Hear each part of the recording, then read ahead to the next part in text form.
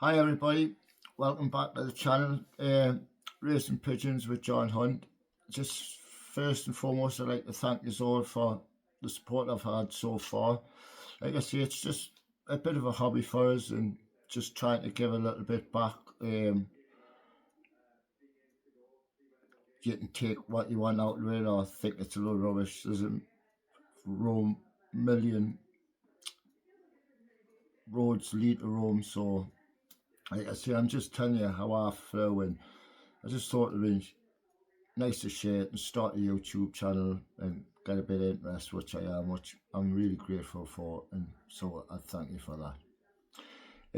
So what we're going to start on today is old bird racing, and I'm going to start the way I flew widowhood hens. I flew widowhood hens, total widowhood. I never ever, well, sorry, I tell a lie. I had two old bird lofts, but one wasn't designed for roundabout. It was designed for total widowhood, and the other one was designed for roundabout. But one ended up being a hen's loft, and one ended up being a cock's loft. But that's another story. So how widowhood hens, how I've started.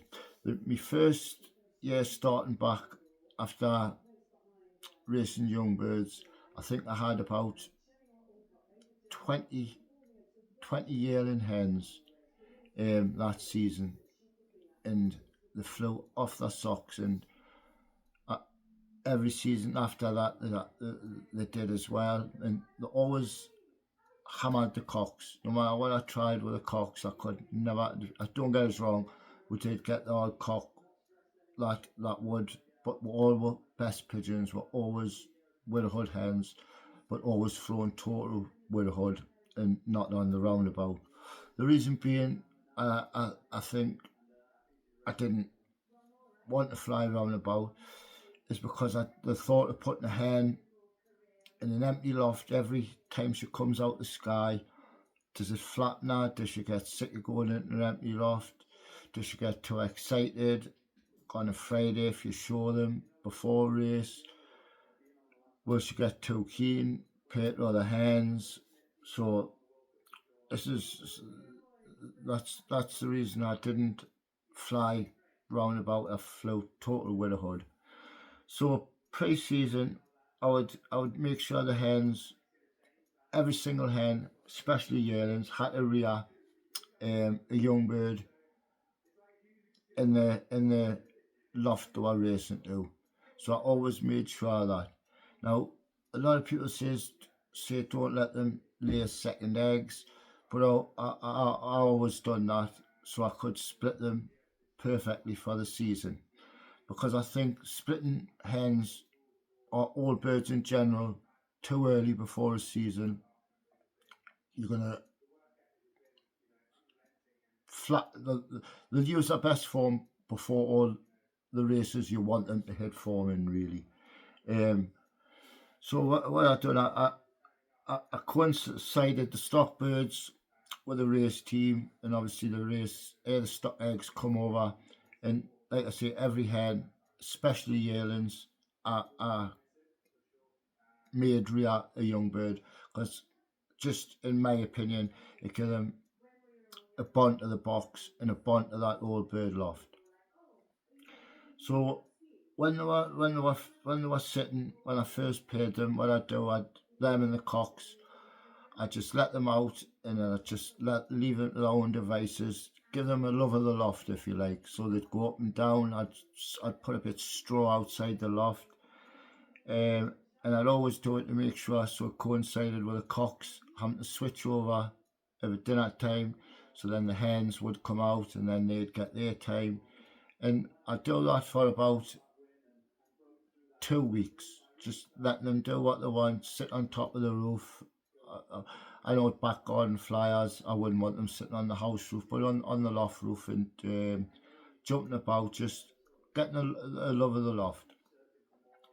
But I always let them molt out in the young bird loft, because I think after having young birds on dark, and then you move them into a strange loft, then they've got a moult. So I always found I got a better moult after the young bird season, if all the young birds were left in the young bird loft until they had molted out, and it still gave them plenty of time to get in the old bird loft, pick boxes, and do what I had to do before I paid them up. So once I got the sitting, once I'd sat and eggs had chipped and they were feeding a young bird, I'd try and keep them in that a little bit more then, because it does take it out of them, I think. Especially yearlings that's never really had a young bird before. If they're feeding two young birds and they're having to go up and fly as well, so I always kept them in. Oh, one thing I did fail to mention, I always cantered when they're sitting on eggs. So the old birds got cantered when they were sitting on eggs. So when the young birds had maybe a week to go, I'd then move the hens out of the cock's loft into their own section, which was a totally different loft at the other side of the lofts. People say, how did you get them in and out of them? But then it's just routine, and they get used to going in and out for exercise. But training, they would always go into the cock's loft, which I'll come on to training in a little bit. So once I had moved the hens out of the cock's loft, I'd let the cocks finish the hens off, and then I'd put the hens back in, so they were sitting about 10 days for the first race. The reason being for this is because, like I say, I didn't want them to be split 4 weeks before season to get 3 races out of them, and then that was it. A hen, I think, if you can get them right, they'll come all season for you, but you haven't to get them right at the right time. Now, I found pinning them up in the freezing cold, exercising them in the cold, it's just done more harm than good, in my opinion. So I tried to wait for the warmer weather, and that's when I'd start getting them up. Sometimes 2 weeks before season, even, because it doesn't take a pigeon long to get fit. So once I was sitting for the first race, I sent to the first race sitting 10-day eggs. Come back, I'd leave them a day or two, and then that's when I'd split them. Now what I do for the rest of that week, I'll train them. So I'd take them 10, 12 mile at the very most, and then I'd always let them up in one. The reason I always let them up as one is so they get back together, and then I'd always give them half an hour together after training, and then split them. So I do that every day after they've been split off the eggs for the second race. Leading up to the first race, you can exercise them and train them whilst on eggs. It's only training chucks. They're 60 mile, 260 mile races, I think, so it gives you plenty of time. So once we got the first race out of the way and we had split them, that's when I train them, like I say, every day. On the second week, back to the loft, up as one, and I'll come on to the reason why I always let them up as one later on in the video, or maybe part 2, if this runs a bit long. So how I cut them in and out the hen section. What I do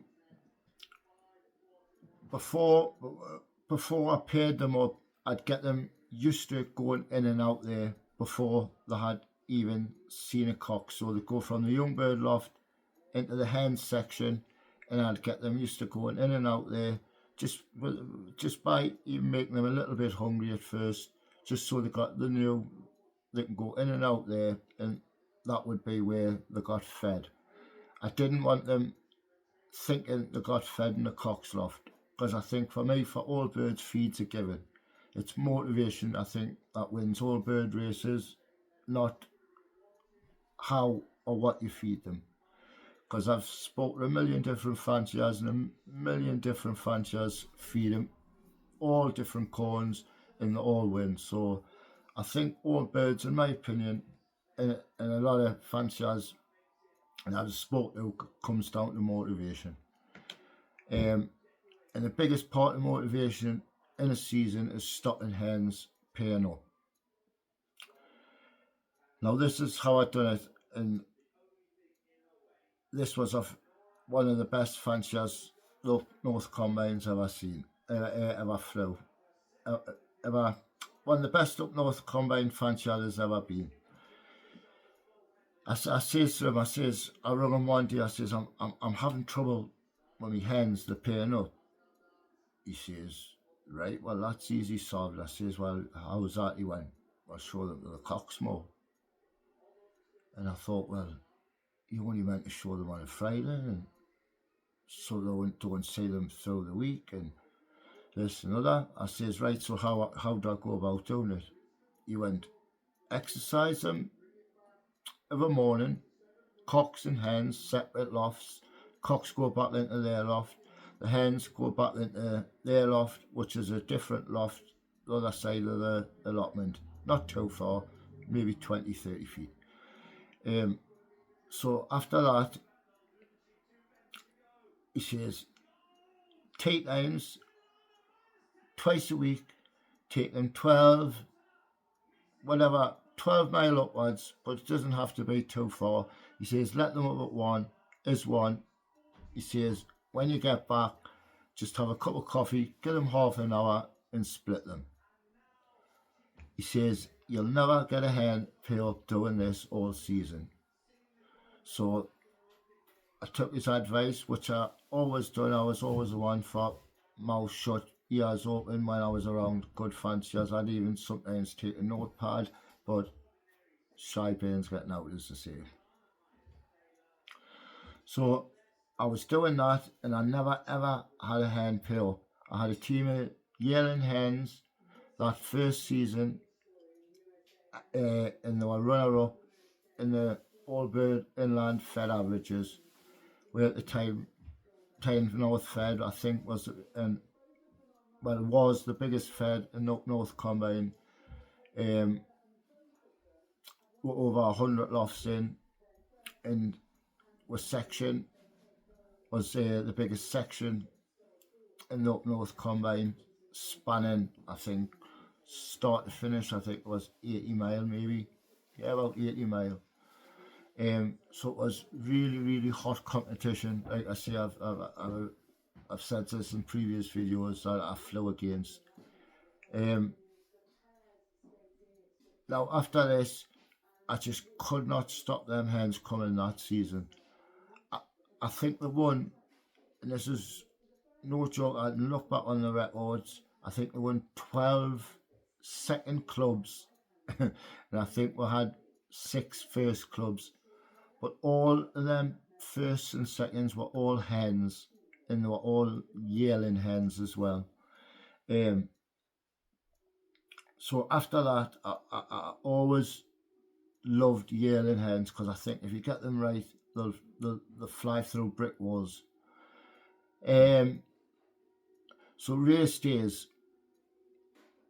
people say what happens on race days. So what I used to do on race days, people say leave them overnight, people say leave them for hours or this amount of time.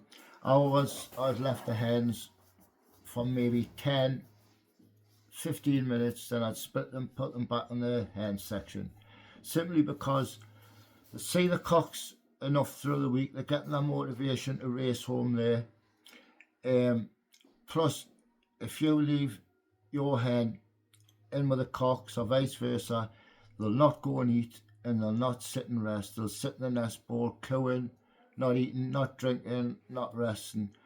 And I think the week after's race can be won on Saturday and a Sunday. So rest and recuperation, I think, is as good as motivation, because tired pigeons aren't going to be motivated pigeons that aren't tired. So just round that off up there for part one. I'll leave that there. In part two, we'll look into what I've done halfway through a season to keep the hens interested, how I fed the hens, and anything other aspects regarding the hens. I'm just looking down at my notes here because my memory's like a sieve. So we'll be feeding, etc., things like that. But that's, like I say, that's total widowhood hens, and the only time they'll ever get in that cock's loft is out of a basket.